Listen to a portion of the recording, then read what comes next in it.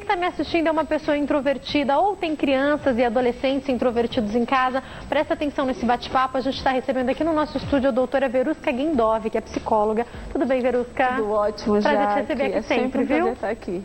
Doutora Verusca, eu queria começar entendendo um pouco o que é ser introvertido. Quero entender se isso pode ser uma característica, se pode ser uma doença, uma patologia. Explica para nós. Claro que depende da intensidade, né? Quando a gente pensa em patologia, a gente sempre pensa numa intensidade grande para poder configurar como doença. Agora, a introversão, ela é uma espécie de timidez.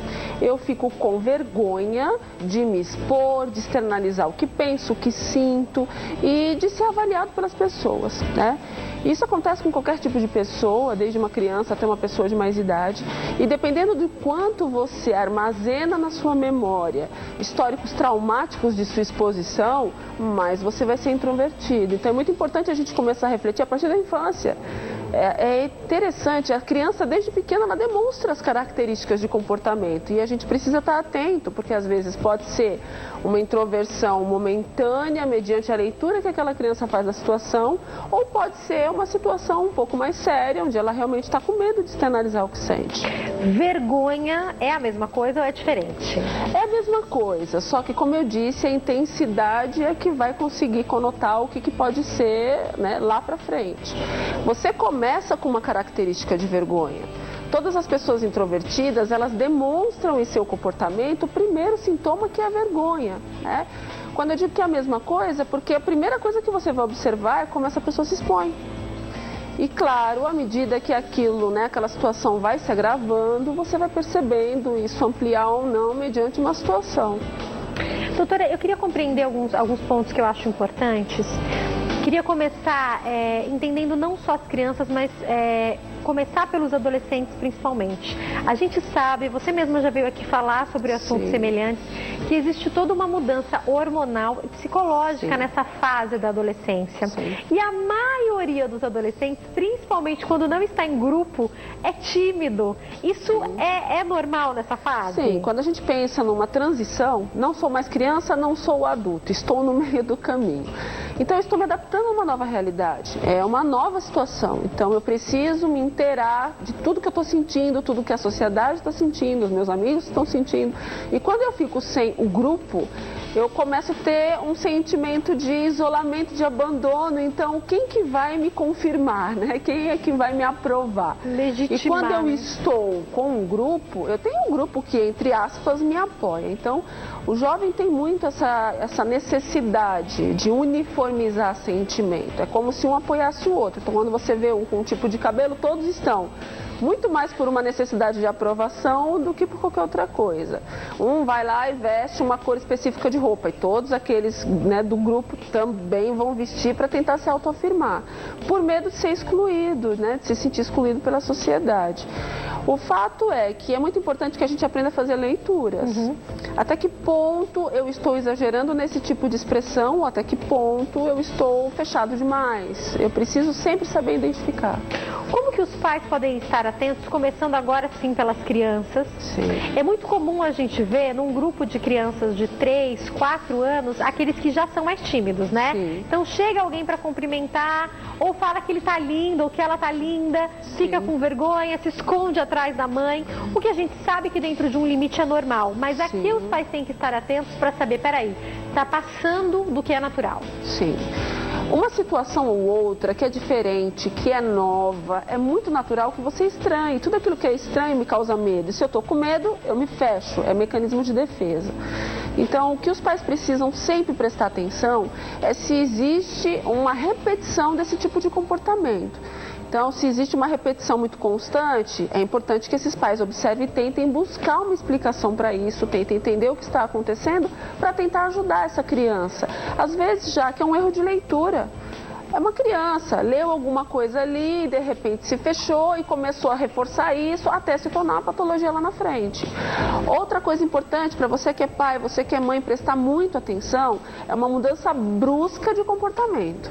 Então, essa criança nunca foi tímida, nunca foi fechada, nunca foi restrita a uma situação específica e, de repente, do nada, essa criança muda o comportamento repentinamente. Então é importante verificar se essa criança não passou por um bullying, se essa criança não passou por algum tipo de humilhação específico, se ela não sofreu alguma agressão. A mudança de comportamento repentino nos traz muitos dados de violência. Às vezes, aquela criança está sofrendo uma violência e ninguém percebeu. E o primeiro sinal é ela se fechar por medo. Então, é muito importante que os pais percebam essas duas situações que são bastante diferentes. Doutora Verusca, eu quero te fazer uma pergunta sobre o que os pais podem ocasionar nos seus filhos. Sim. E agora eu vou falar sobre um pouco de excesso de proteção. Eu me lembro, eu fui direto para o primeiro ano com 6 anos. Não tive prezinho, não tinha nada disso na minha época. Né? Eu não usei nada disso, fui direto para o primeiro ano. E eu me lembro que o meu mundo caiu quando eu descobri que ele não girava ao meu redor. Eu me lembro disso. Eu me lembro que chegar num ambiente onde não era todo mundo que me amava, não é todo mundo pra mim, não vão fazer o que eu quero, que aquilo foi difícil demais. Sim. O primeiro ano pra mim, que sou e sempre fui uma pessoa extremamente extrovertida, foi difícil. Houve um momento específico em que a professora fez uma abordagem que hoje eu sei que é totalmente antipedagógica. Eu não queria voltar para a escola de jeito nenhum. Sim. E eu me lembro, me marcou até hoje, eu me lembro dessa situação específica que aconteceu, dessa exposição que a professora fez. Na época em que eu era criança, eu não sei se isso acontecia contigo também, vê que é uma época semelhante. As professoras tinham linguinha, tinham um chapéuzinho de burro e colocavam aquilo na criança. Eu lembro que eu estava conversando com uma amiga e ela ganhou uma linguinha. Eu fui para um lugar que ela chamava de turaninho antipedagógico. Mas aquilo me causou um problema tão grande para voltar para a escola. Depois a minha mãe saiu de licença, maternidade, o nascimento da minha irmã, eu fiquei meses sem ir, eu não queria mais voltar. Eu fico imaginando hoje aquele excesso de proteção e de amor que os pais dão. Aí a criança começa a ir para a vida real na hora que ela vai para a escola, em idades diferentes, mas na hora que ela vai para a escola. Tem que ter uma preparação para isso também, não tem? Nossa, super importante a sua colocação, porque nós temos algumas situações aí. Primeiro, a superproteção. Nós sabemos que é natural dos pais protegerem seus filhos. É tudo muito novo para os pais também, da mesma forma que é novo para os filhos. Então são etapas que nós vamos acompanhando e vamos acompanhando essas mudanças, essas evoluções. É muito importante que elas aconteçam. Existe um momento onde essa criança vai apresentar determinada maturidade para a idade que ela tem. Então, conforme a maturidade se apresenta, esses pais precisam dar espaço para esse desenvolvimento. Então, perceber seu filho, perceber que ele está numa nova fase, numa nova etapa, reforçar essa etapa é ajudá-lo nesse processo de desenvolvimento. Outra coisa é a habilidade para lidar com crianças. Infelizmente, não é todo mundo que tem habilidade para lidar com crianças. Hoje em dia, nós temos uma qualidade de preparação diferenciada para quem lida com crianças, com o Ministério Infantil ou com escolas, enfim, creches, né? Então, hoje nós temos uma quantidade de treinamentos que habilitam pessoas a lidarem com crianças. Só que nós não tínhamos isso antigamente. Então, qualquer pessoa lidava para trabalhar com crianças e não tinha uma habilidade e trabalhava-se muito punição.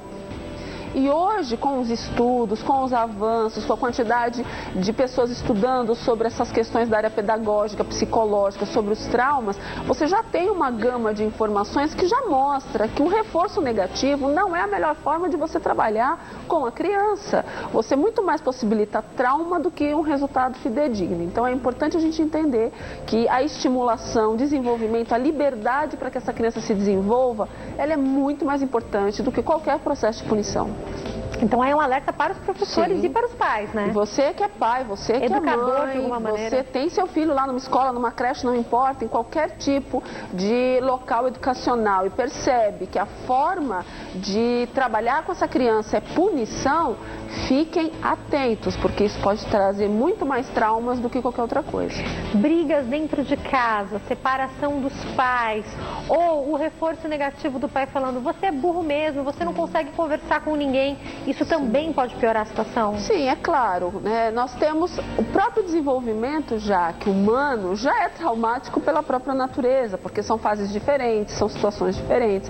Agora, quando a gente fala em separação de casais, a gente vê hoje em dia muito acontecer isso, casais se separam, não se conversa com essa criança, não se prepara essa criança, muitas vezes para esse processo. Às vezes os pais, eles entram em conflito e nem lembram que no meio do conflito existe uma criança que precisa entender o que está acontecendo. Então, pais, conversem com seus filhos, consigam entender que esse filho é filho de um e de outro e que essa criança, ela precisa conviver com ambos. E caso não aconteça isso, já que nós consideramos como alienação parental, é importante que você saiba que a alienação parental, ela causa um problema muito grave emocional na criança, podendo chegar, inclusive, a depressões graves. Importante que a senhora está falando, a gente coloca essa questão como um problema jurídico, então se fala com o advogado, só que a alienação parental, ela não é um problema dos pais, ela é um problema que vai refletir na criança, exatamente, né? Se você tem um filho, uma filha, e tanto você ou a pessoa que se separou de você fica, infelizmente, falando para essa criança, seu pai não vale nada, ou sua mãe não vale nada, enfim, fazendo uma campanha negativa que vai denegrir a imagem daquele pai ou daquela mãe de frente daquela criança, você não está percebendo que o pior prejudicado é a criança. Então, quando a gente fala do aspecto jurídico, é justamente para reparar o dano emocional.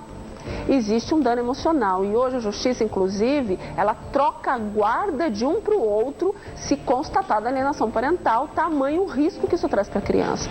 Já que nós temos crianças pequenininhas com depressões assim graves por conta de alienação parental, então cuidado, não desconte na criança aquele sentimento que você tem com o outro. Resolvam entre os adultos, não façam com que a criança se sinta responsável por essa separação, porque ela não tem culpa nenhuma disso. A criança pode entrar em choque em alguma situação e parar de falar? Olha, parar de falar, parar de andar, cair cabelo, cair dente, entre outras doenças psicossomáticas. É tudo muito difícil para qualquer pessoa já, que tanto adulto, adolescente, quanto menos uma criança. As doenças psicossomáticas, elas são nada mais nada menos do que um resultado de um impacto muito grande que essa pessoa teve. E se esse impacto não foi verbalizado, não foi trabalhado emocionalmente, o corpo vai gritar de outra maneira. Então, às vezes, as pessoas dizem para mim, Verusca, mas eu tenho gripes constantemente, eu tenho dores renais constantemente, eu tenho problemas com queda de cabelo. Uma coisa é você ter uma situação. Se você tem na sua vida uma repetição de uma problemática de saúde, pode ficar atento que você tem algum fator emocional que não foi bem resolvido e o seu corpo está gritando de outra maneira. Aquilo que a boca não fala, o corpo sente e vai sentir com impacto maior do que se você tivesse falado. Agora, tem uma dica para que as crianças cresçam e se tornem adolescentes se comunicando, inclusive com os pais? Sim, se os pais começam desde cedo a conversar com essa criança, elogiar essa criança nos momentos que ela consegue se expressar, porque às vezes a criança, num dado momento, ela ensaia uma expressão e se ela ali não for reforçada, ela se fecha. Então, a melhor informação agora, a melhor dica é você sempre estimular que essa criança converse, que essa criança fale, sempre se comunique com ela, faça perguntas, como foi seu dia, como não foi, vem almoçar comigo, vem jantar comigo, toma um lanche comigo, brinca com essa criança. Eu vejo hoje que por conta de tanta correria os pais perderam um pouco essa convivência e isso está fazendo falta para as nossas crianças. A criança que brinca mais com seus pais, que expressa mais seus sentimentos, se torna um adolescente menos problemático, mais saudável e muito mais feliz. Quando a gente fala sobre ser introspectivo, a gente pode estar falando de alguma coisa de DNA também? Se os pais são, os filhos também são por questão genética ou é mais pelo aprendizado? Olha só, como boa psicóloga comportamental, todo comportamento é aprendido, né? Nós sabemos que a pessoa, na própria convivência, ela pode absorver ou escolher comportamentos. Todas as pessoas, inclusive, que têm dificuldades, elas podem treinar isso e superar essa situação. Então, por mais que você tenha um perfil familiar um pouco mais fechado, um pouco mais restrito, isso pode ser trabalhado emocionalmente. Não há nada que você não possa vencer se você não quiser. Se você quiser vencer, você se empenhar para isso, vai vencer. É uma questão de escolha, já. Agora, é claro, uma família ou outra pode ter um perfil um pouco mais fechado, mas não é um impedimento para você vencer essa barreira. Queria entender, doutora Verusca, quando é hora de procurar uma ajuda profissional? Quando você percebe que não consegue, Jaque, lidar mais com a sua dificuldade, seja ela qual for. Eu já tentei, eu me esforço, eu tento buscar essa resposta diferenciada e não consigo, eu estou sofrendo, tá difícil, é momento de buscar ajuda. Muitos talvez nunca precisem de uma orientação emocional, porque conseguem buscar uma resposta dentro de si e conseguem encontrar. Às vezes tem um familiar, um pai, uma mãe, um avô, uma tia, alguém que possa caminhar junto. Agora, Se isso não acontece, é importante buscar um atendimento. Não pense que o atendimento psicológico é só para gente que tem algum descontrole emocional. As pessoas, às vezes, ainda pensam que tá louco, né? As pessoas pensam que, olha, se eu vou no psicólogo se eu tiver um distúrbio. Não, gente, não assim. Espere chegar nesse ponto. Faça terapia antes. É muito importante você prevenir situações. Tá sentindo alguma coisa que te incomoda? Por que vai ficar sofrendo? Se você tem um especialista que vai detectar o que está acontecendo, vai trabalhar com isso e você vai superar, vai ter alta e vai continuar a sua vida. Agora, doutora Verusca, quando a gente fala de algumas patologias que atingem crianças e adolescentes, a gente já entende que muitas vezes os pais precisam também de uma orientação, sim, porque a problemática pode surgir dali, da dinâmica, sim, familiar. Com a questão da introversão é a mesma coisa? Também. Quando você trabalha com a criança ou com o jovem, geralmente é convocado pai e mãe para conversar. Porque os pais podem ajudar demais nesse processo. Eles ficam com a criança praticamente todo o resto do tempo. O profissional, ele fica com aquele período de tempo pequeno, onde vai detectar as dificuldades e vai chamar esses pais para trabalharem também essa dificuldade. Com isso, já que todo mundo cresce, o ideal é que esses pais façam parte do processo, para que possam trabalhar com esses filhos e que possam também melhorar até mesmo suas próprias formas de ser, formas de agir, suas ações. É muito importante. Em alguns casos, se não tratar dessa introversão nessa fase infantil ou nessa fase da adolescência, o adulto pode ter problemas sérios, doutora? Sim, nós acompanhamos algumas situações. Primeiro, uma pessoa que fica fechada e ela não consegue externalizar seus sentimentos, então vai ter dificuldades muito grandes com a amizade, não vai conseguir fazer amizade fácil, não consegue se relacionar afetivamente muito fácil, porque não consegue se aproximar das pessoas.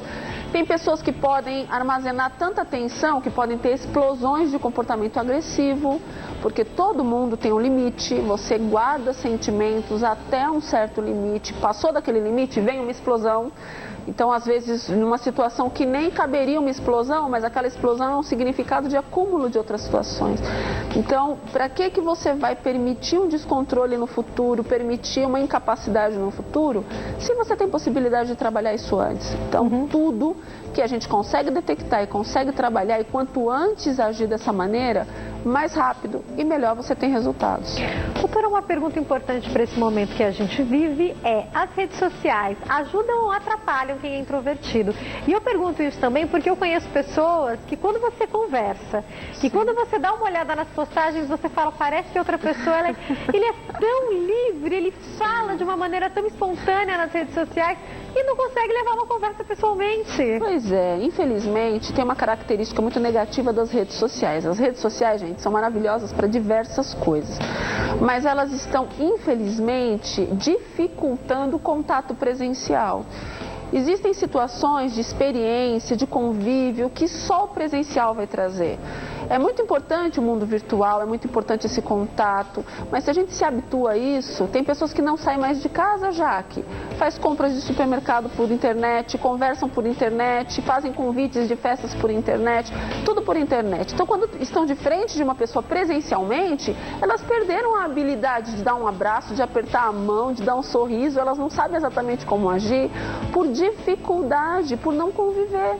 Quanto mais a gente convive, mais a gente se desenvolve. Eu creio que a melhor forma de se desenvolver na vida, emocionalmente falando, é socialmente. Deus nos fez seres sociais. E não adianta a gente anular essa capacidade. É uma capacidade dada por Deus de interagir com outras pessoas. Fugir disso é se anular, é se fechar e é deixar uma habilidade tão linda que Deus nos presenteou, sendo que você pode desenvolvê-la. Doutora, para finalizar, eu quero entender duas coisas. Uma é se outras patologias podem estar ali vinculadas a essa introversão. Sim. Hoje nós temos várias doenças emocionais que são configuradas primeiro por uma característica mais introvertida. Então você pega alguns casos de esquizofrenia, alguns surtos psicóticos, algumas situações de bipolaridade, onde a pessoa ela começa a demonstrar comportamentos de isolamento, de ter dificuldade de viver no mundo social, porque sua leitura está distorcida. Essa é a grande diferença. Uma pessoa que tem uma patologia, ela tem uma leitura diferenciada negativamente. Então, ela olha para uma situação e ela enxerga uma outra situação. Porque a sua capacidade de interpretar mesmo um comportamento ali no dia a dia é alterado. Então, por conta dessa alteração, ela começa a se fechar, porque ela não consegue lidar com essa diferença. Uma coisa, por exemplo, eu olhar e ver uma situação ali na minha frente, você olha e você vê uma situação na frente, uma pessoa que tem uma distorção nisso. Ela vai olhar e ela não vai ver a mesma situação, ela vai ver uma outra coisa. E vai tentar mostrar para todo mundo aquele olhar, só que as pessoas que não têm a patologia não vão conseguir olhar daquela mesma maneira. Então é ali que você começa a perceber que tem algo errado. Por que a pessoa está enxergando isso? Começando a prestar atenção, você começa a perceber outros comportamentos que configuram a patologia. É claro que eu não posso configurar uma doença com um único comportamento. Existem outros comportamentos que a gente precisa avaliar para conseguir bater o martelo. Mas geralmente esse isolamento excessivo, distorções de percepção, dificuldades de fazer amizade, dificuldades sociais, isso já mostram que existe alguma situação que precisa ser melhor avaliada. E às vezes, agora sim para finalizar, os pais não conseguem, mas os psicólogos, eles têm as ferramentas para conseguir fazer esse jovem, mesmo que devagarzinho e falando, para poder entender o que é que tem por trás disso. E eu finalizo perguntando, o tratamento ele é só terapêutico? Em alguns casos pode precisar de medicação?